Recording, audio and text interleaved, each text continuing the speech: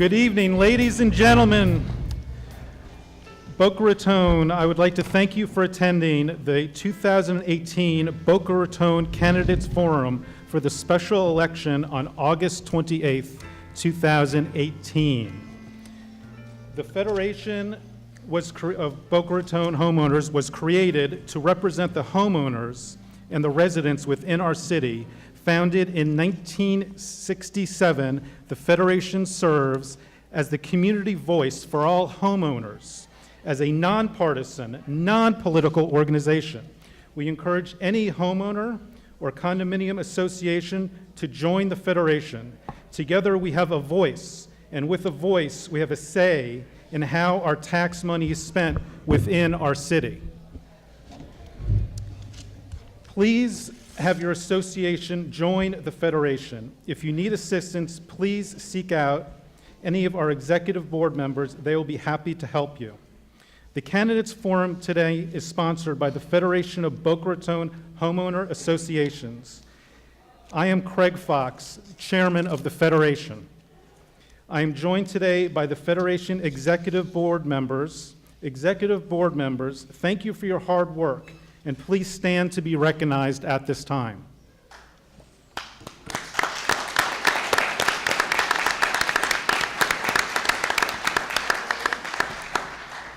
Thank you. The Federation would like to thank the City of Boca Raton for allowing us to use this beautiful facility for this very special event. The forum will be available online, as well as on local TV channel 20 and 99 in rebroadcast on August 13th, August 17th, and August 19th. We're also live on Facebook Live. Again, I would like you to please respect the candidates during questions. Please turn off your phones. Please allow the candidates to finish their questions. And we will go ahead and start. I would like to now introduce our moderator for the 2018 Boca Raton Candidates Forum. Please welcome 33-year resident, Mr. Randy Schultz.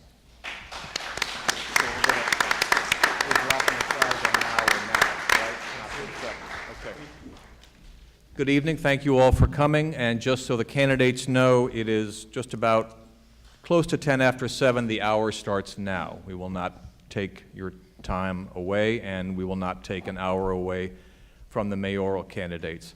So you know the format, so that everybody else knows. It'll be 2-minute opening statements, then 1 minute for question responses, 30-second rebuttals. The moderator reserves the right to extend the rebuttal if we have points lingering or something needs to be answered. The moderator also reserves the right to nudge a candidate back on point if he or she veers off point. We want to keep this moving as quickly as possible to cover as much ground as we can in the time we have. With your cooperation, I think we can do that. So we're going to begin and keep this so that nobody wonders about who's getting first or last, alphabetical order. So we'll start that way, and the questions will go the same way. So the opening statement will first come from Ms. Cottrell. Thank you. Good evening, everyone. My name is Kathy Cottrell, and I hope to be your next City Council member, Seat A. And thank you for the Federation of Homeowners Association providing this forum. It's great to see so many familiar faces in the audience, and for those who I don't know, I was born and raised here in Boca Raton and am deeply connected to the community. I went through Boca Raton's public school system, then I went to Lynn University, and then graduated University of Florida for my bachelor's degree. I then attained my master's degree in public policy and administration, and then my PhD in organizational psychology. My professional career began in South Florida at the FBI, primarily doing research and case analysis. Over the last 20 years, I have worked in executive level consulting and operational positions in organization development for Raton, Walt Disney World, and Tenet Healthcare. I have extensive experience in complex problem solving, strategic visioning, senior level conflict resolution, and fiscal management. Education has always been important to me. I've taught as an adjunct professor for postgraduate classes at various universities, teaching organizational theory and behavior, financing and delivery of healthcare systems, human resource administration, and ethics. I am married to Tom Riemann, a South Florida native and FAU alumnus. I am a member of a 4-generation family living here in the city of Boca Raton. My parents met in the 50s at the Boca Hotel and Club. I am a true, authentic product of Boca Raton. I am a member of the Boca Raton Pioneer Club, a member of the Historical Society. I've been a lifelong volunteer. I've mentored students, led disaster relief efforts, and I have worked with abused women and children as a certified crisis counselor. I believe my education, my career experiences, my life experiences, and my love for Boca Raton make me an ideal candidate for this seat. I am not a politician. I am here to serve you. Thank you. Ms. McKee. If we could keep the applause to a minimum, it will allow the program to go faster and cover more ground. So maybe we'll just have it after the opening statements and then not after that. Is that okay? I hope that's okay, because that's how we're going to kind of do it, I think. All right, Ms. McKee. Hello. Nice to see you all. Thank you all so much for coming out and for being involved members of our Boca Raton community. I really appreciate it, and I salute your involvement. My name is Tamara McKee. I am your candidate, your independent, real resident candidate since 1988 as a resident here in Boca Raton for Seat A. Our election is on August 28th. I am the last name on the ballot. Remember, they save the best for last. So, we're all here. And the reason why we are all here is because we have a special election. And we have a special election because our former mayor was arrested for public corruption.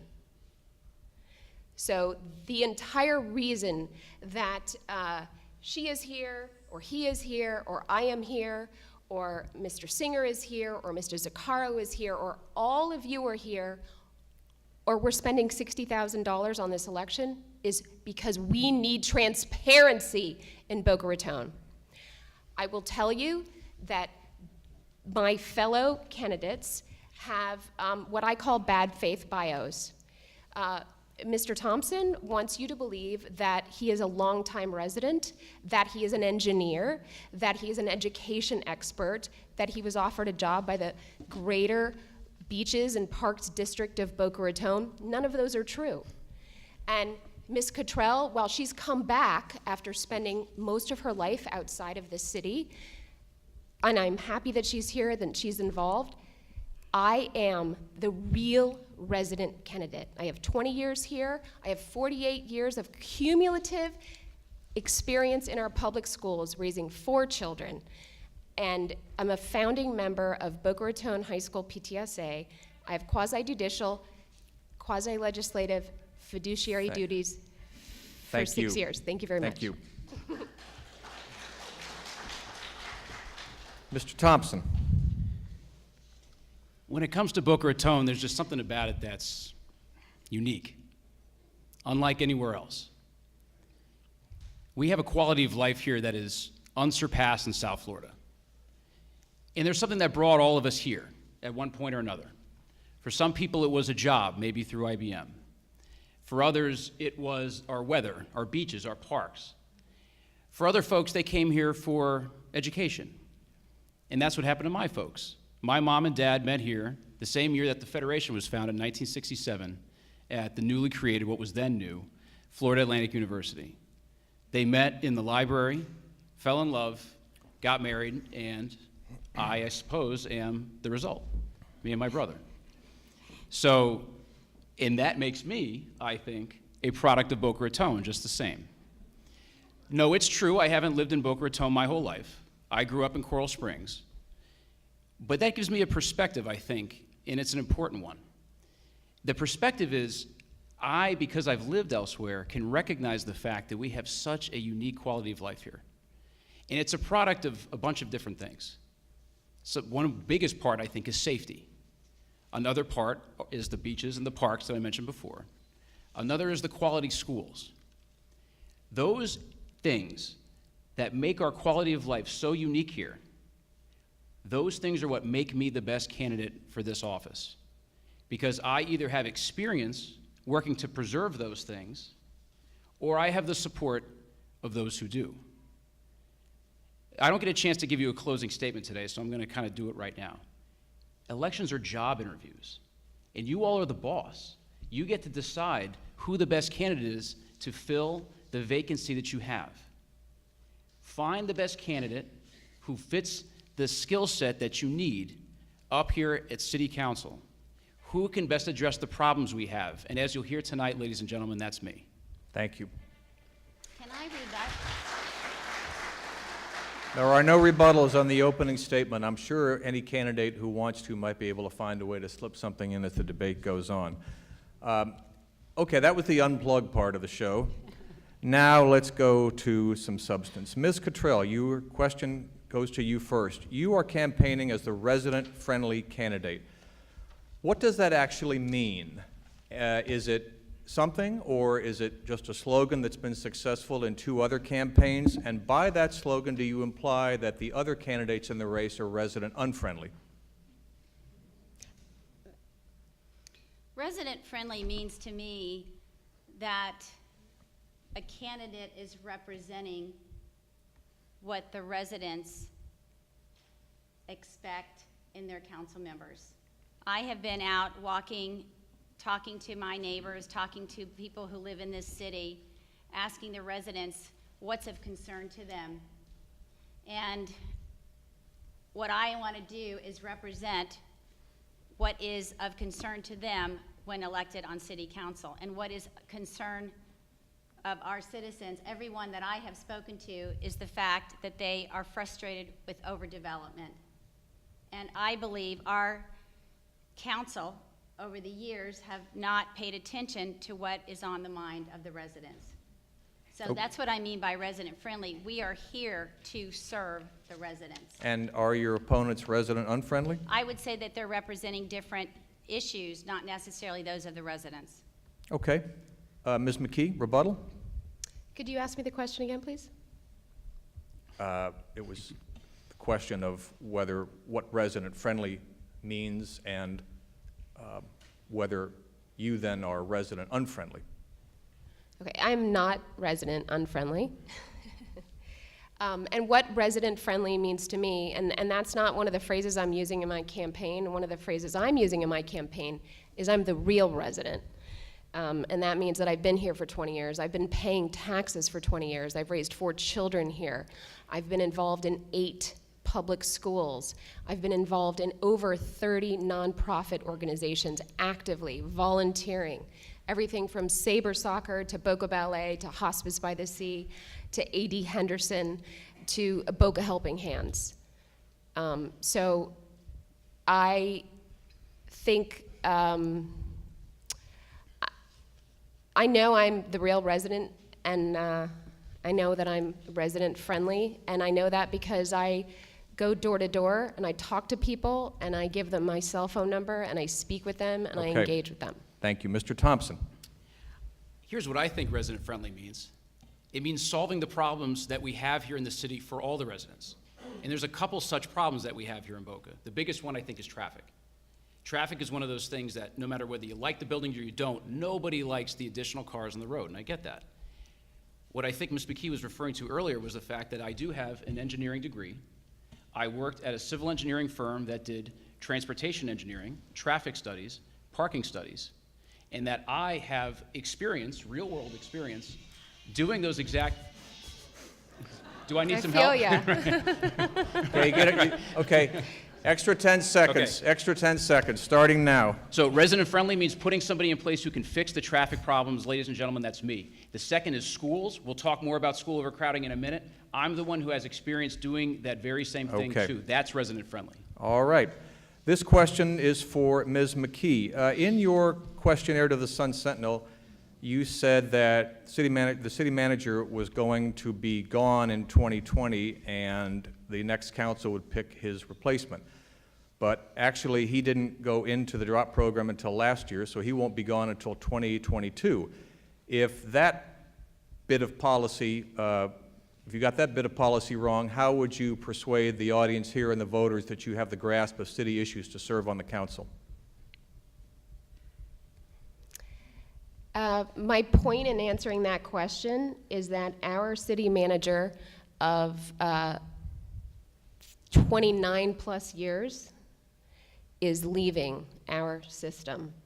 And the next person that is elected to the city council will be part of the team that finds us a new city manager.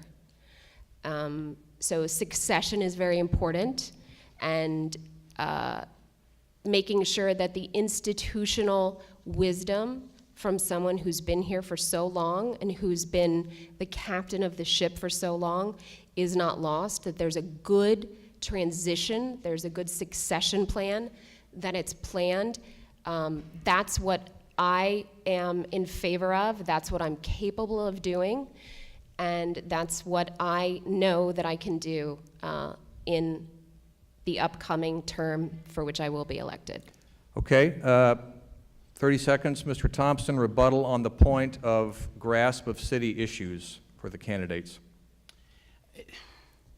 There's an old saying that winners focus on winning and losers focus on winners. What you'll hear from me tonight is no kind of attack or negativity directed at my opponent. I don't see the need to do that. This is, I suppose, an opportunity for me to do that, but I'm not going to do it. Because here's why. For years, people have been bemoaning the fact that in our city, the elections have gotten really negative, too many attacks. I think I've already heard some of it this morning, or this afternoon. And so Okay, I'm not going to take the chance to use that time to 30 attack my seconds. opponent. Okay, Ms. Cottrell, grasp of city issues. I have talked to, as I said, so many residents, and there are hundreds of issues that get in front of the city council. I've been going to the city council meetings, the CRA meetings, the workshop meetings for the past 2.5 years, and still am learning as much as I can about all the various city issues that get in front of the council. And so it is a complex job. You need somebody who can fully dedicate as much time as possible to understanding those issues. And I think that it's important that you have somebody who can spend as much time attending those meetings as possible so you can do a good job. All right, thank you. All right, this is for Mr. Thompson. Your campaign mailer calls you an independent thinker with no ties to special interests. Yet you have been endorsed by the police union, the fire union, and the Greater Boca Raton Chamber of Commerce, all of which might qualify as special interests. What's your response? I've been endorsed by a bunch of additional organizations in areas of this city beyond that. I've been endorsed by the realtors. They know the value of keeping our property values high. They know that the way that this city conducts business is important for their line of work, but also for all of us, because all of us who own homes here need to make sure that we maintain that quality of life, because if we don't, our property values suffer. We all suffer. I've been endorsed by the Sun Sentinel. I've been endorsed by the Economic Council. He's got 30 seconds more. This is the 1 minute, so go ahead. I've been endorsed by the Classroom Teachers Association, the people who teach our kids in school, including my oldest, my 6-year-old, Allie at Calusa. The teachers that teach our kids believe that I am best to help keep our kids safe, to help address school overcrowding, and to make sure that our education system remains strong and where our kids get a high-quality education at our schools. I don't think that makes me beholden to any special interests. It means that I have a broad base of support, and I'm proud of that. Okay, thank you. All right, let's get into the issue of development a little bit here, and we'll direct this to Ms. Cottrell. All of you, in one way or the other, have talked about overdevelopment versus responsible growth or managed growth or whatever. Ms. Cottrell, what should go into a council member's vote on a development project? And what would you do as a council member when you have a project that staff recommends approval, it follows the rules, you may have some people objecting to it for one reason or another. How do you decide when you're going to vote yes and when you're going to vote no? And excuse me, Mr. Schultz, I want to remind you, you've skipped me. No. Two. Thank you. Please, rebuttal to Mr. Thompson. Thank you all. My Okay. apologies. Thank you. And what was the question for Mr. Thompson, please? The question was whether he's the independent thinker he is saying on his mailer, if he has many endorsements from groups around the city that do business with the city one way or the other. Well, I would like to say I am the actual independent candidate. I am beholden to no one except to you and you and you and you and you. Because I am the grassroots candidate. I am here, I'm not going anywhere, I've been here, and I haven't taken money from anybody that I owe anything to. I can be strong, I can be independent, and I have been. If you look at my Okay. record, you'll Good. see that. All right, thank you. All right, with apologies from the moderator, can we refresh on Ms. Cottrell the question of what would go into your thinking with a development project if you were on the council, especially one that, you know, met all the requirements that had been approved by all the previous boards? Go ahead. So what goes into my, what would go into my decision-making is, number one, what is important to the residents? And certainly we have to take into consideration that the developer has legal rights and they've come forward and they've presented a proposal, and then we go through the process of understanding whether or not they're meeting certain codes and regulations, and the staff then can recommend. But we also have to take into consideration, are we doing what's best for the city in terms of our long-term vision, in terms of our thinking, in terms of our quality of life, and is this what the city wants? And those are the primary beliefs. What is it that the residents want in regards to this, and are we addressing their interests? Okay, just a quick follow-up before we get to the rebuttal. What if the residents want something that, say, the city attorney tells you is illegal?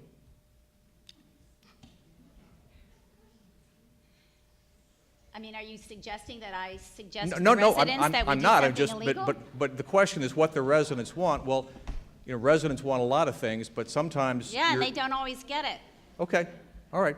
So I just was saying, if it's always, though it's not necessarily what the residents want, it's within reason. Is that it? I'm just trying to get Well, certainly, a fix on the hopefully, the answer. council is doing things legally by way of the residents. Okay, all right. Ms. McKee, your thought on this? Would you ask me the question, please? You know, Ms. McKee, everybody hears the question, I think. You've asked this every time. And I had to say, I had to say this one twice because I messed up. So, Yes, please. okay, last time. The question was, what would go into your thinking as a council member with regard to voting on a development project, especially one where there might be opposition, but it had met the staff review and review boards. Ms. Cottrell gave her thoughts. Now let's hear yours. Thank you. Well, my first thought on development is that I am firmly, firmly against anything on the sand. When I am on the council, nothing will happen on the sand. There will not be any buildings on the east side of A1A. That's the first thing. As far as decisions that come before me on the board, I know that reason is the number one thing, and being able to research, reach consensus, build consensus with the residents is the most important thing, making sure that if a property owner who has every right to build on their property within the code, if they can get residents to be happy about it, I think that is a wonderful, wonderful way for a building to be built. Thank you. All right, I'm giving these folks a little extra time because Ms. Cottrell got some extra time, but it helps to amplify everyone's thoughts. Mr. Thompson? The most important set of factors that go into a development decision is the planning concept is called concurrency. A lot of you folks have heard this. The idea is that before you build something, you have to have certainty that you have the infrastructure in place, meaning the roads and the schools, and the services in place, like fire staff, police staff, water. All of those things need to be in place before you build, because if not, what ends up happening is you don't know that you can withstand the impact of the building. I am a very strong proponent of requiring strict concurrency. It hasn't always been like that. About 10 years ago, the Okay. Florida legislature watered down those requirements, but I Right. will insist upon them when I get Okay. elected. All right, just point of information for the audience. No city or county can deny a project because of what it might do to schools. It would be a good idea, perhaps, but it's illegal in Florida. Just point of information. Ms. McKee, we should talk about the budget since we're coming to the budget hearing next month. There have been notes by the city manager in the last 6 or 7 months on certain multifamily projects about the strain on the fire rescue budget. The fire fee is going to go up again next year unless the council changes that, and there's always that worry of a recession coming. So given the pressure on the budget from fire rescue services, if you had to do this to avoid raising taxes or raising the fire fee, would you ask for a contract that required the firefighters to work 1 day on and have 2 days off rather than their current 1 day on and 3 days off? Well, you're asking me about a specific on and off day question with the firefighters under the budget. I'm just clarifying the question. Okay. Boca is the only city I know of that does 1 on and 3 off. Well, my understanding is that the total the total number of hours worked per week for our Boca firefighters is the same as other cities. It's just broken up in different pieces. So I'm making up this number because I don't know it off the top of my head, but let's say our firefighters work 50 hours a week. It's just chopped up differently from another city, another municipality where they too work 50 hours a week. So that's my understanding. As far as if that's the place where we cut the budget because there's multifamily units that are pressuring our Okay. budget. So just quickly, 5 seconds. ALFs are the big expensive thing for our firefighters and Okay. EMTs. All right, Mr. Thompson. The answer to your question is no, Randy. I wouldn't want that. I think our firefighters do a fantastic job. This is an arrangement that they've used in our city for a long time. It's worked for us for a long time. I want to keep it that way. Ms. Cottrell?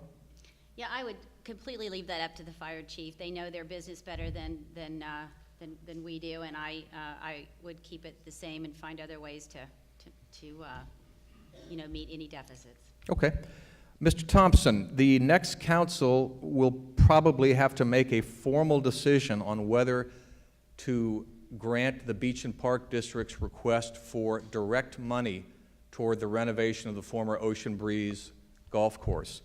Would you give any money toward that, and if so, how much?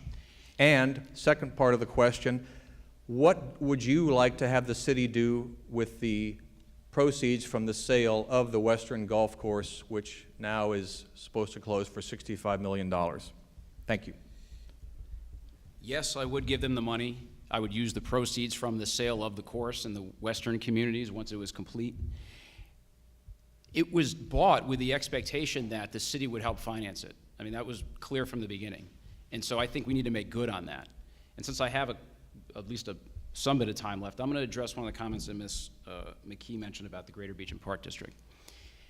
I'm a lawyer by trade, and I have an engineering background, like I mentioned. So when the Greater Beach and Park District's lawyer, Art Koski, who has been working there for 40 years, is getting ready to retire, he thought that I would make a good replacement for him. And so at least a year ago, he came to me and approached me about potentially becoming the Greater Beach and Park District lawyer. If anyone here has any questions about that, they can go ask Mr. Koski. I spoke with several members of the Greater Beach and Park District, the elected members, about potentially becoming their lawyer. All of that's true. I think what Ms. McKee was saying was that I wasn't formally offered the job. That's right. I wasn't, because I knew Okay.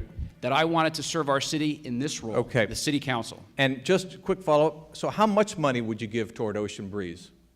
I believe they've been asking something in the range of $27 million. I would give, if we have the proceeds available from the Western Course. Well, I would give- let's hope they don't ask for 27 million, because I think the highest tab I've heard so far for the renovation is 15 million. So, I would be interested in giving them what it is that they think that they need. okay, With the understanding, though, that we sold the Western Golf Course, not as a predicate to buying this Okay. one, but as a Okay. joint decision. all right. Ms. Cottrell, what do you think? Going to give them some money if you get elected? I would love to see the city be able to partner and provide some money in partnership for that golf course. I would also want to look at any outstanding debt we already have on our plate. And I know we have a big wish list for what would happen with that 65, so. What's yours? Well, some of the things that have come up certainly is supporting, other efforts. We have another golf course that we might want to obtain. We have our Gumbo Limbo that's in need of some support. So there's other things that are out there. Okay, moderator's going to ask for another 15 seconds here. Which other golf course? Hidden Valley. Oh, okay. So you would be interested in, I think, like I said, I would like But you- to would you review put it- all would of, you- all of the things that are on the city's wish but list. would you put a golf course there too? Or just buy it? Well, no, I wouldn't put another golf course there necessarily. Okay. But you think about buying the land?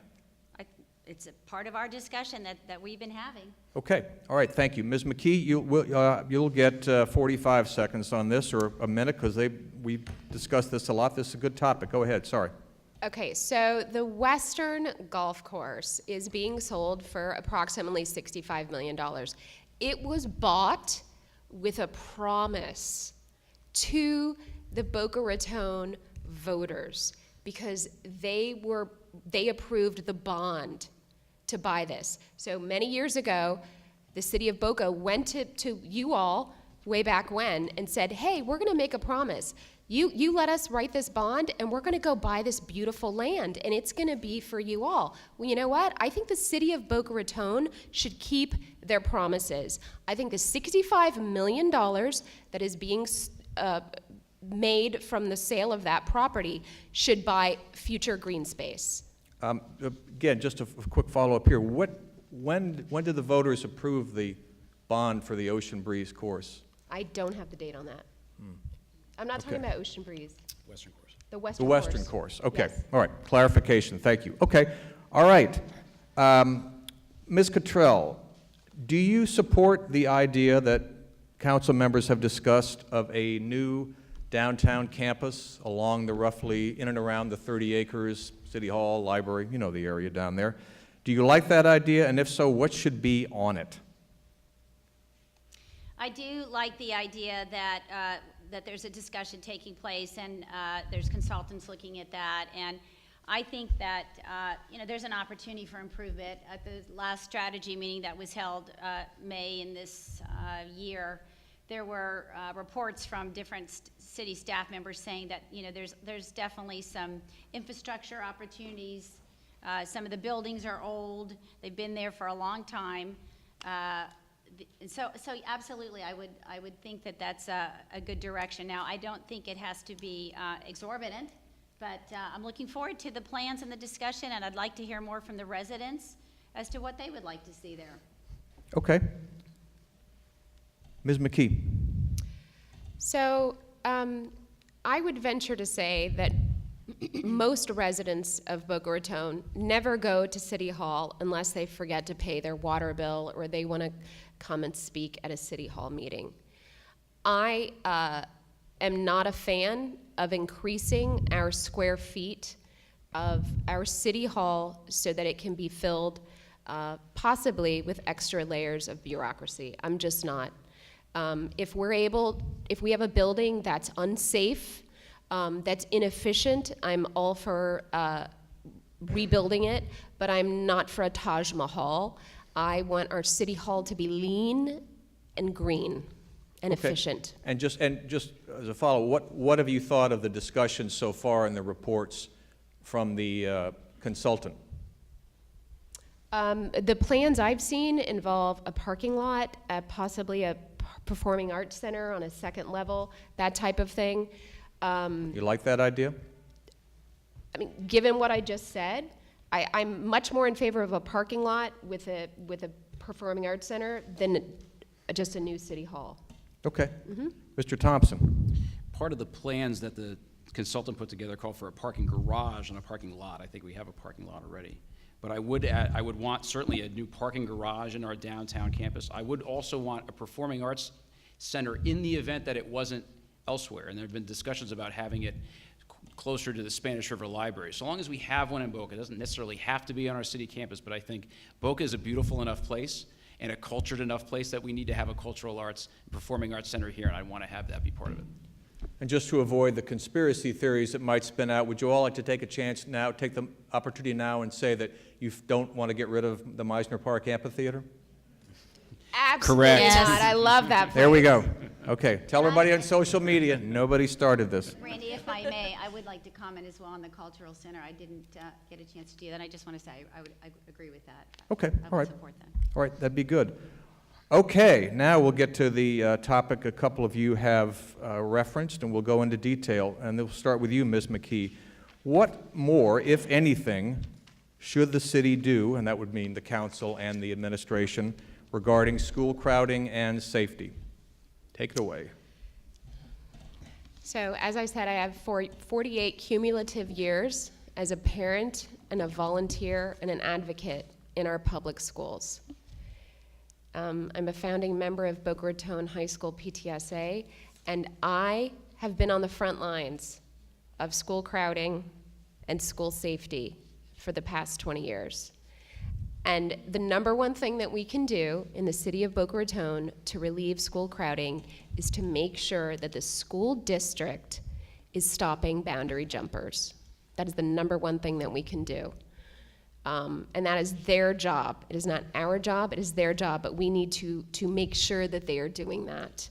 And as far as school safety goes, I have a proposal where we make sure that our Boca PD and our Boca firefighters are doing their trainings, whatever they, on their regular rotation on our school campuses, so that they have the physical awareness of our campuses, of entry and exit on our school campuses. Okay, I'm sure we'll probably have a second round rebuttal, so I'm sure we'll come back to you. Mr. Thompson, you're next. It was about a year ago that the issue of school overcrowding became a city issue. You know, predominantly it's a school district issue. But about a year ago, we started talking about school overcrowding at the city level.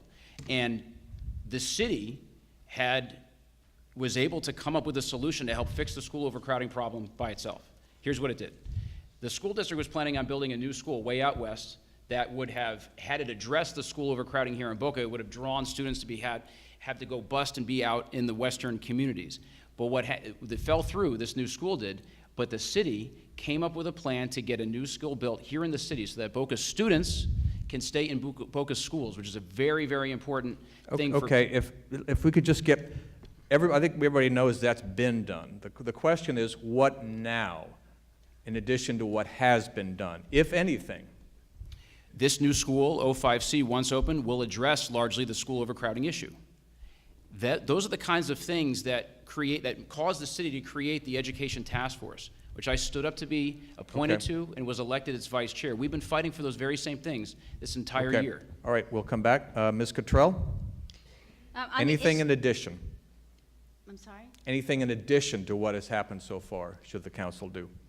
Well, I mean, the council has just, this education task force just got started. They've only had maybe 4 meetings or so. In fact, the first 3 meetings, after the first 3 meetings, as far as I recall, there had been no official report to the city council. We need to continue to, as was said, ensure that we're holding our schools accountable, working with the district, of course, to influence them to do what they can to continue to do more audits so that we can address the boundary jumping issue as one example. I want to turn to the school safety. You asked about both of these topics. We need to continue to support the police on the ground. We're doing, efforts to do that. Local schools are doing what they can in terms of adding name verification, fences. I think we need to help to provide more counseling. There's been an effort to partner our schools with that a little bit, but we need to do a lot more in that regard. Okay, that was a little bit on the long side, but that's okay because this is a good issue. I'm going to let Ms. McKee and Mr. Thompson chime in with another 15 or 20 seconds or so if they have something else to add about that or anything on this topic. Schools are important to all of us, whether or not we have children or grandchildren in our schools, because it affects our property value and it affects our taxes. We pay for schools every day and we get the benefit from them. I have the most experience with the school district. I was involved with Testing is Not Teaching. I've been to over 15 school district meetings in All right. the district. We can. That was the time. Great. Mr. Thompson? The elected representative of the school district who takes care of our schools here, Frank Barbieri, he supports me. The classroom teachers, the teachers that teach our kids in these schools, that want the kids safe, the teachers safe, Okay. they support and me. that again is, the question is there anything in addition the city should be doing? If we could just... Forgive me, Randy, you said, or anything else on the topic. Yeah, well... figure that... So, All right. All right. All right. All the lawyers in my family would probably say point. Okay. All right. Then let's just a quickie for the audience so we get a sense. Are all of you satisfied with the new agreement between the school district and the city regarding the providing of officers on campus? You all okay with that? Everybody all right with it? I think Mayor Singer has done a wonderful job with that. Okay. And are you satisfied that when the sales tax surcharge, I didn't even have any to drink, sales tax surcharge projects at the new Verde, the new Addison Meisner, the expansion at Olympic Heights, and the expansion at Spanish River are complete, that the school crowding problem will be significantly reduced? That's a yes? I think that there's going to be significant supply available for these students then to be able to occupy, yes. All right. So, and just before we leave this topic, because I know schools have become much bigger than they were in previous elections this year, is there any one thing that you can explain in 10 seconds, aside from personal endorsements, Mr. Thompson, that the city should do in addition if you're elected? Just a quickie. I mean, Ms. Cottrell mentioned counseling, which Mayor Singer has talked about with the Fox Center, I believe. Anything else beyond that? I want to make sure that every lieutenant in the Boca PD and the higher-ups in the fire department have a key to get in our school campuses, because in an event, the schools are locked tight so tightly now. Okay. They need to be able to get in an All right. event. So I want to make sure they have the keys to get in. Okay. and All I right. would add that I would like, again, to have the city council encourage the city education task force to work diligently and quickly to come back with solutions to do whatever else we can. Okay. Very good. Thank you for Randy, all let the- me pipe in to say I can't say anything in 10 seconds. So. All right. So, to you, Mr. Thompson, the executive director of the Palm Beach County Commission on Ethics said, without mincing any words, that he thought City Attorney Frazier's legal advice to former Mayor Haney regarding the advisory opinion on her voting was wrong. The city attorney just got overall a good review from the city council. Should the council have been harder on the city attorney because of Mr. Bannon's comments, and do you agree with them? Go ahead. Having to review an employee the way that we do for the city manager and the city attorney, I imagine it has to be very awkward. Because unlike a business where you take somebody behind closed doors to evaluate their performance, this is done in an open meeting. And that's got to be tough. At the same time, though, the city manager and the city attorney, they make the big bucks, and it comes with the territory. So in the past couple of years, I'd say the evaluation process has not been as fulsome as I'd like to see it. It's been rudimentary. It's kind of just been, they kind of gloss it over. And I think in large part because of the human factor, it's tough to criticize somebody in a public meeting like that. But we owe it to our residents, we owe it to our taxpayers to make sure that we have a thorough review of Okay, our and, chief executives. and what about the city attorney in this specific question? I have concerns about the kind of advice that she gave. It's true. I'm concerned about the level of disclosure that she had provided to the Commission on Ethics. But I want to have this reviewed with Ms. Frazier in a public meeting, just like I said. All right. Thank you. Ms. Cottrell. I would have had hoped that there would have been more support for an independent audit on that situation. I also think that it would have been, in hindsight, to have the process in place where these requests were made transparent so that the rest of the council was aware when these types of decisions were being brought forward. And I would also agree that we need to put, or at least consider putting a more objective framework together for performance reviews that are tied to objectives and goals. Okay. So that it's not such a subjective process. Okay, and just a quick follow-up. You said an independent audit of what?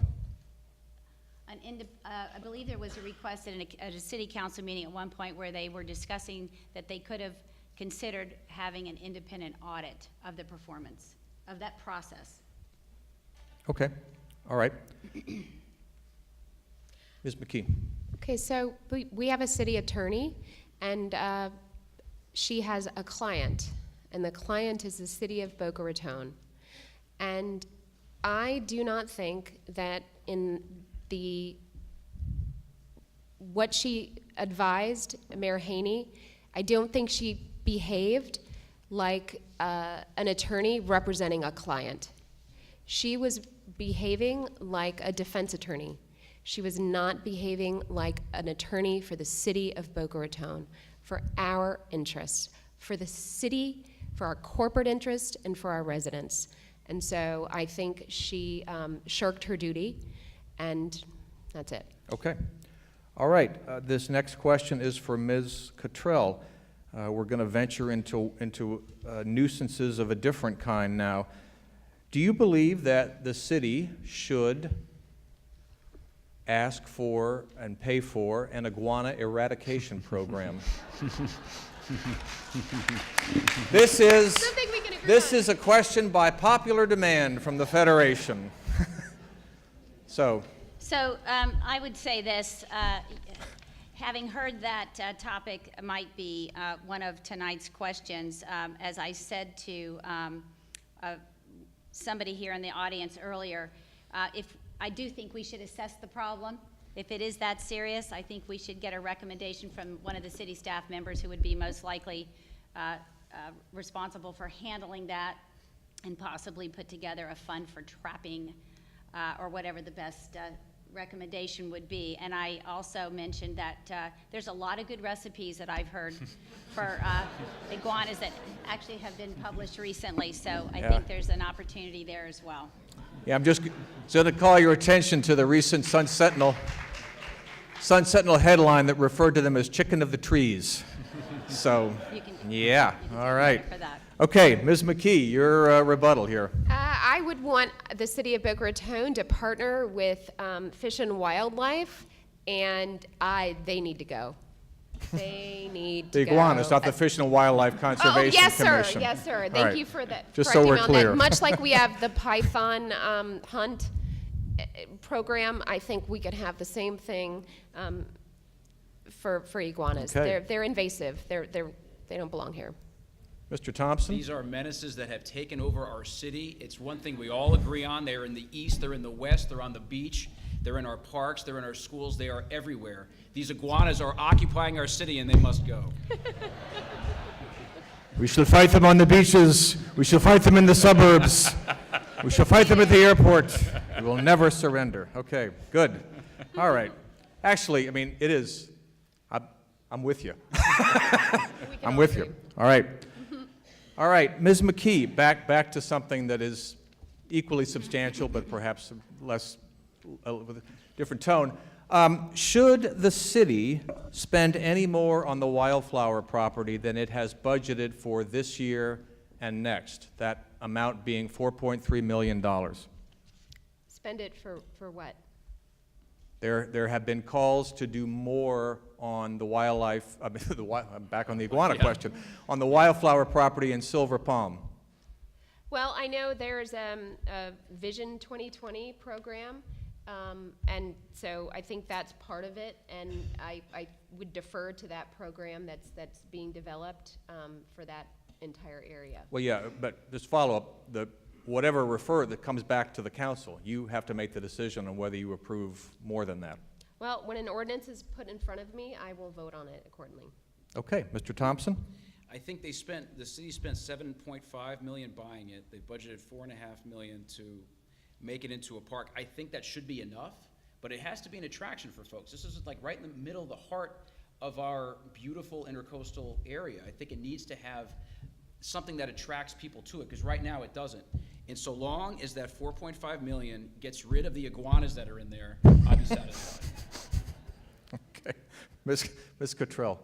So I'm so excited that we have this park. I worked on the referendum to get that on the ballot in 2016, voted for that, and am glad that it is currently being made available to our residents.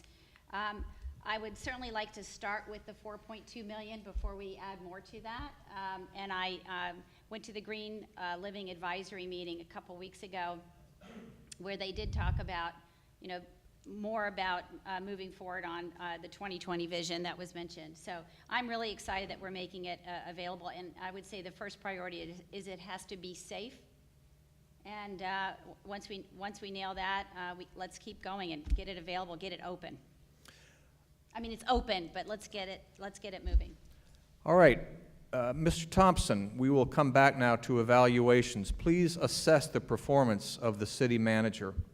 And we might let the comment on this go on for a couple of minutes, but you lead off. Assess the performance, please. Well, like I said, this is a chief executive of our city. The city council is the policy makers, but the CEO of the city is the city manager, and he reports to us. It's important that we evaluate them thoroughly, as I've said. I think Mr. Onnell has done a wonderful job keeping our budget in order. That's his background, is in finance. I believe he's a CPA. And he's done a wonderful job making Boca on solid financial footing. But there are times, I think, where I get the sense, and I don't know for sure, but I get the sense that he kind of takes more on his plate than he needs to. And for example, I mean the CRA director. He's acted as the CRA director for a number of years, when originally this was intended to be a full-time position for somebody else to focus solely on our downtown, because the downtown, being what it is, deserves independent thought and time.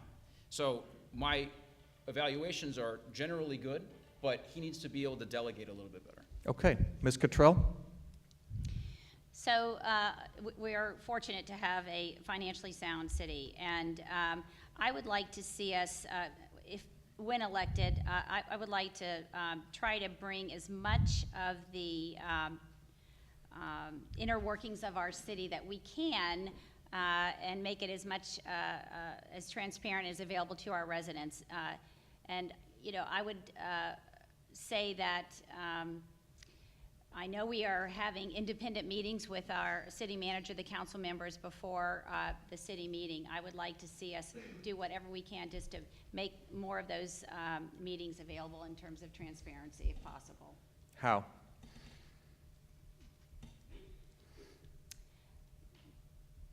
I would say that if we can have those meetings, the CRA or the workshop meetings extended so we can go into more detail, so more of the public can be involved in that, I think that would be beneficial to our residents. Okay. Ms. McKee, your evaluation, you get an extra 15, 30 seconds too. Thank you. So our city manager has been the captain of our ship for roughly 30 years, and he is retiring. So my focus regarding him is that he is able to be a part of the succession process for whoever is going to replace him. I think that is a very important focus regarding the city manager for the next 2 years, whether it's an internal search or an external search. I think that is the biggest focus regarding this city manager. Okay. We will move to Ms. Cottrell now. You just touched on this point a little bit, so it was a good lead-in. You have said that you want to improve, quote, trust and communication between the city and the residents. How should that happen, and please be specific?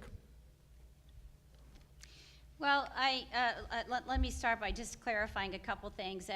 It comes down to speaking honestly and being genuine in our conversations, and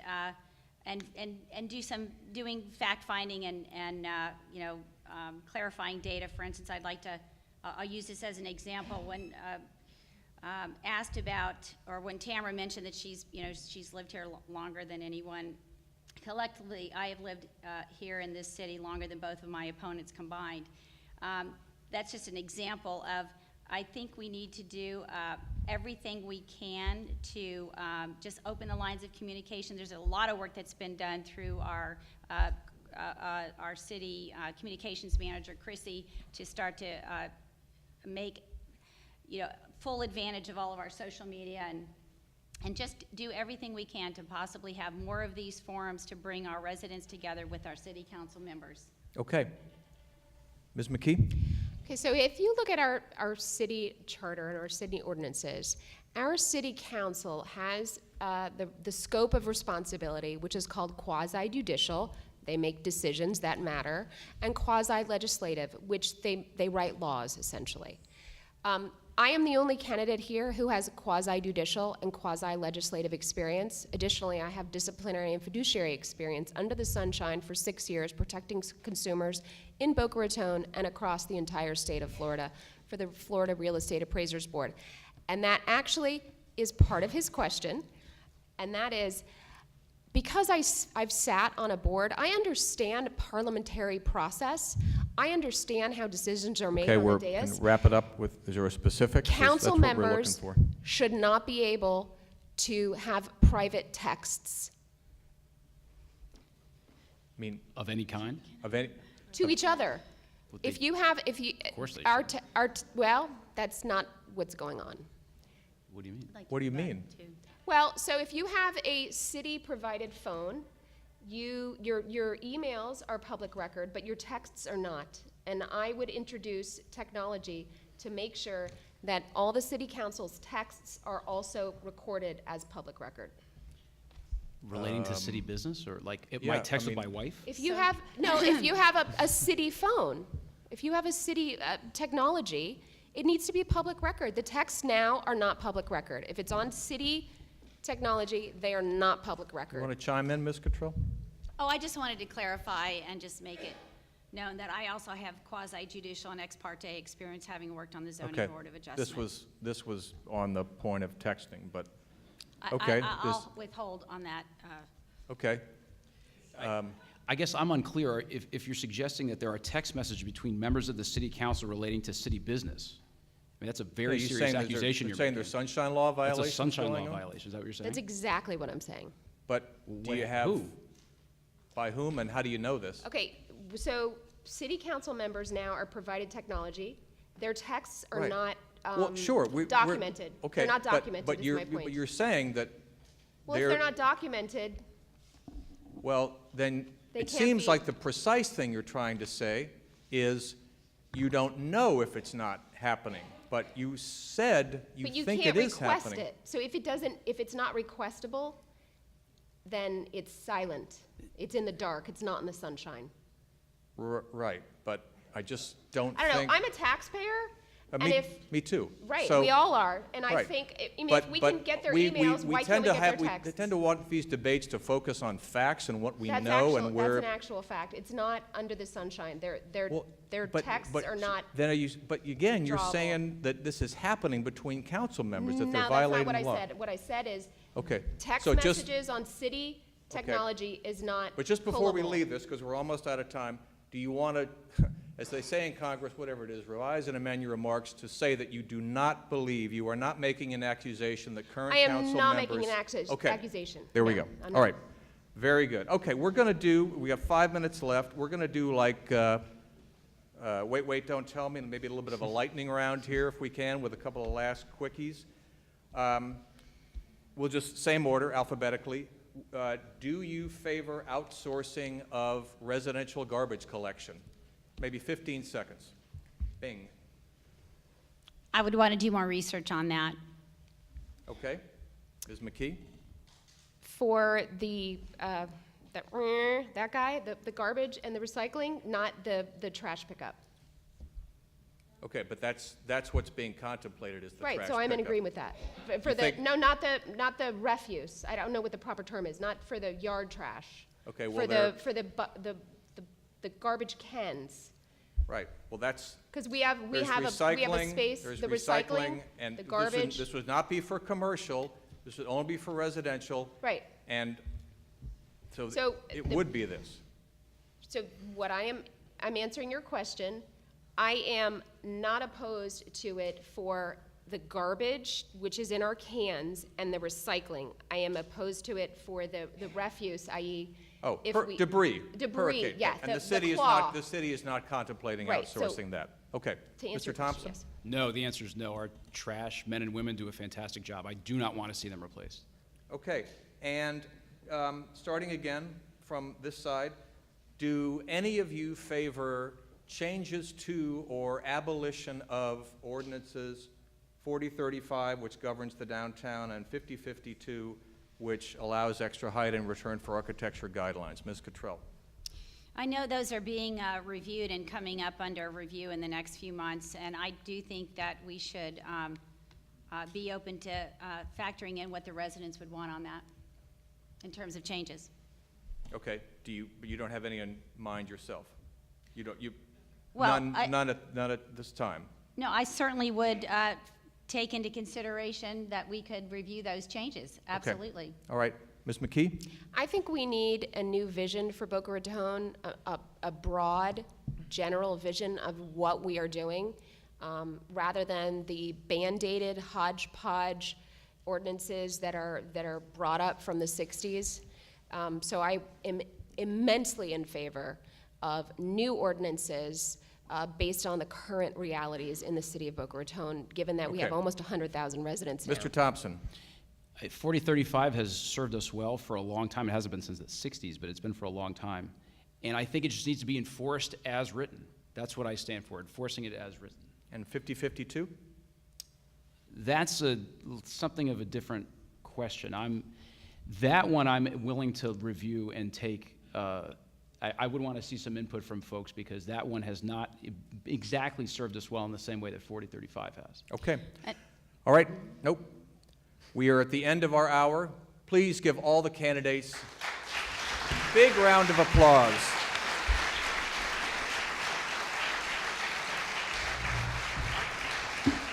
Thank you, folks.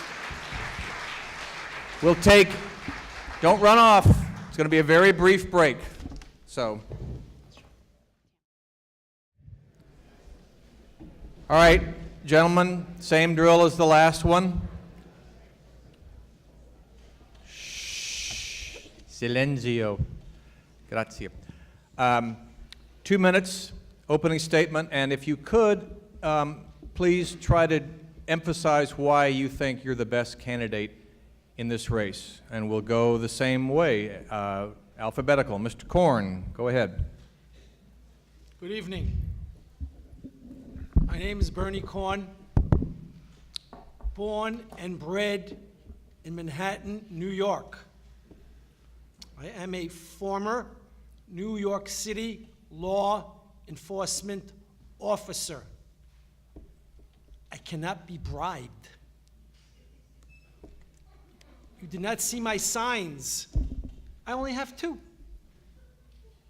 You will not see another T-shirt. It's exclusive to me. Why am I running for mayor? I decided a year ago. But before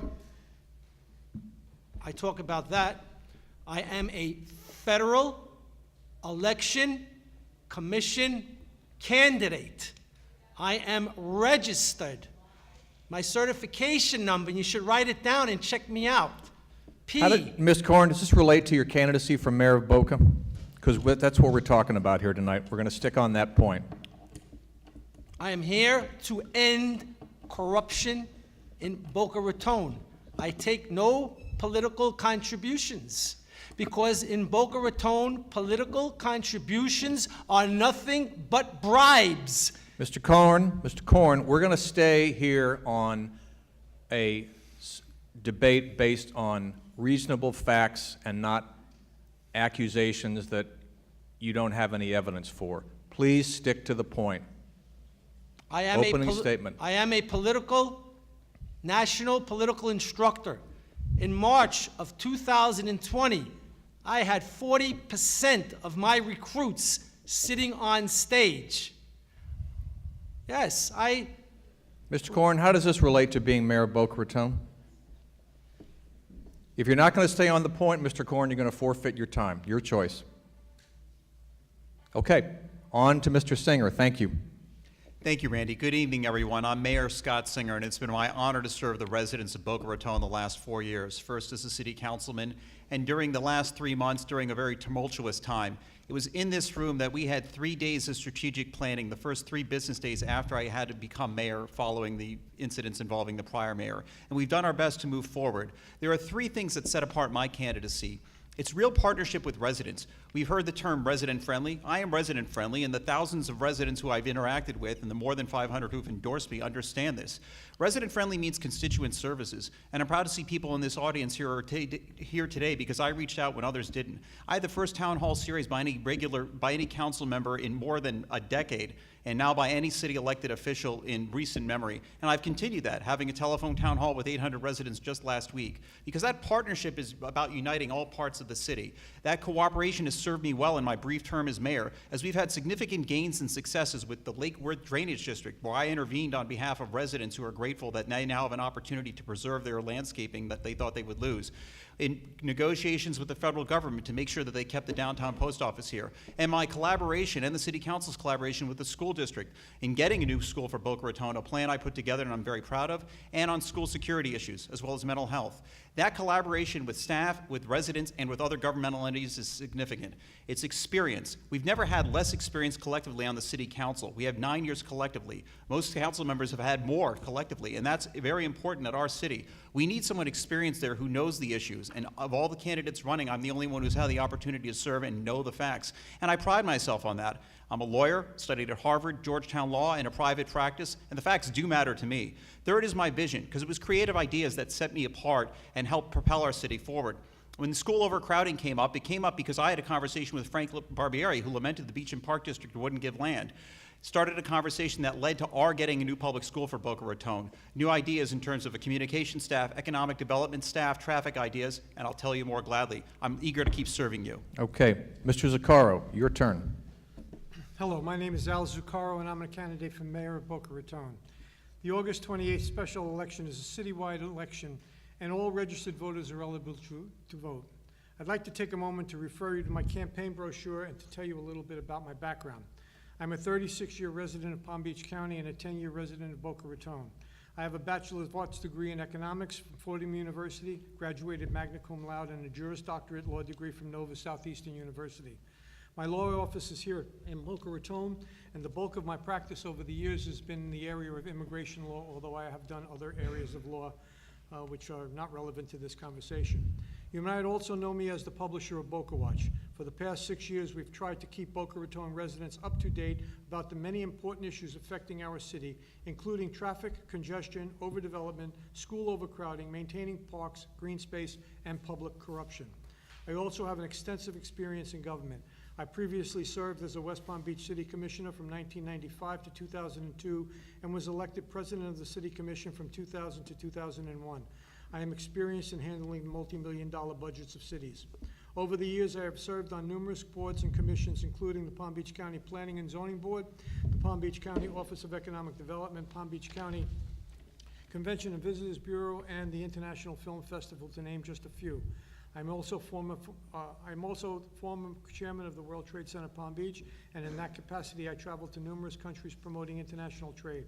As mayor, some of my priorities will include improving school safety and reducing school overcrowding, ensuring responsible growth and putting an end to the special interest giveaways, and better communications, greater accountability, and more transparency between city government and our residents. My wife, Yvonne Boyce, and I have been married for 9 years. We are avid world travelers, having visited 6 continents and dozens of countries. We have 2 dogs by the name of Coco and Casey. And once again, my name is Al Zuccaro, and I ask for your vote on August 28th. All right. Thank you. All right, Mr. Korn, we're going to start with an issue. I'm sorry, don't mean to step on the applause. Mr. Korn, we're going to start with an issue we raised in the previous debate. This is the comment a few months ago by the director of the County Commission on Ethics that he believed the advice that the city attorney gave former Mayor Haney regarding her advisory opinion, the now infamous advisory opinion, was wrong. Do you agree with that? And do you agree with the review that the council just gave the city attorney?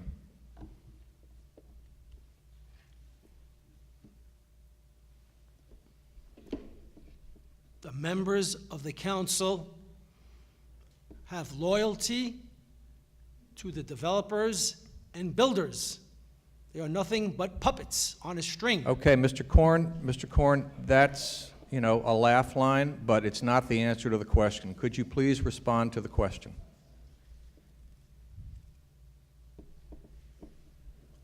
I agree with Dave Arenberg when he charged the mayor with 7 counts. I totally agree. Okay. And all waiting right. for trial. Mr. Korn, do you want to answer the question about the city attorney and Mr. Bannon and her evaluation? People need to go. Okay. We'll move to Mr. Singer. Thank you. I gave the city attorney a favorable recommendation, but at the time I did, I stated on record that I didn't agree with everything she handled, everything about the way she handled the Haney matter. What was most important, though, were ethics reforms going forward. She acted within the guidance the council had provided. They hadn't provided guidance. And now in last November, I put forth 6 ethics reforms that would obviate the problem going forward.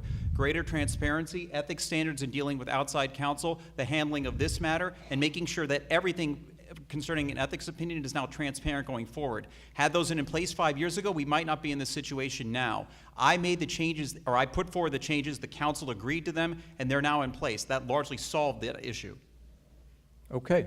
Mr. Zuccaro, rebuttal for you. The city attorney is absolutely in violation of the ethics of being a lawyer. Her client was the city of Boca Raton. She acted in a private capacity representing the interests of suspended Mayor Susan Haney. She should have been removed on that basis and that basis only. All city commissioners, all city council people were given the information on this in March of 2017. Not one of them was willing to look into the matter. There's authority in both the CRA law and in the charter that would have allowed the city council to open up an investigation to understand the facts.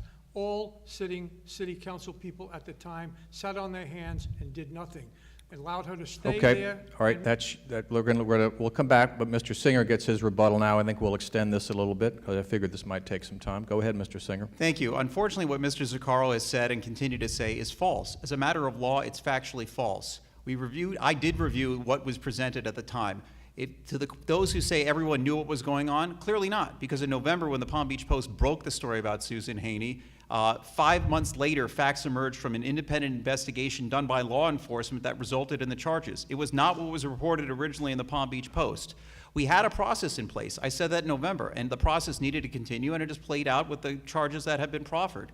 That is the appropriate thing. Mr. Zuccaro is flat wrong when he says the CRA had an independent authority under state law to remove or discipline a member. 3 Attorney General opinions state that that's wrong. And the only reason I never got the chance to rebut that is he published that on his website the day she happened to be arrested, and after that, the city was doing its best to move forward. There are so many misstatements that have been out there, you can't correct them all. I've been busy governing. Mr. Holt. All right. Mr. Zuccaro, 30 seconds for you. There is provision in the CRA law of the city that would allow all of the members of the CRA to call to question the activities of a member if the activities are of the nature that these were. Mr. Singer was the chair of the CRA at the time. He sat on his hands. He did nothing. He supported her after the allegations were made. He backed her in her bid to become a county commissioner. He endorsed her. She endorsed him. Okay, we're on the Period. city attorney, though, still. Well, I'm talking about, Okay. but the city attorney's advice was wrong. I mean, I said that. Okay, so you I've agree asked with for her Mr. resignation. Bannon? I would fire the city attorney if I were God. Okay. All right, Mr. Zuccaro, you once tried to ease former Mayor Haney out of her reelection bid so Mr. Singer could run. And as Mr. Singer's new mailer shows, you have a record at one time of praising him for protecting green space, reaching out to the community, being the best hope for good governance, et cetera, et cetera. So what happened between the two of you? Time and votes. The bottom line is that his votes speak for themselves. He can't defend his record. His record is intolerable with regards to green space and with regards to the overdevelopment characteristics of this city. When I made those statements, I was having conversations with Mr. Singer, and I said I gave him the benefit of the doubt to be intellectually acceptable. I take away that.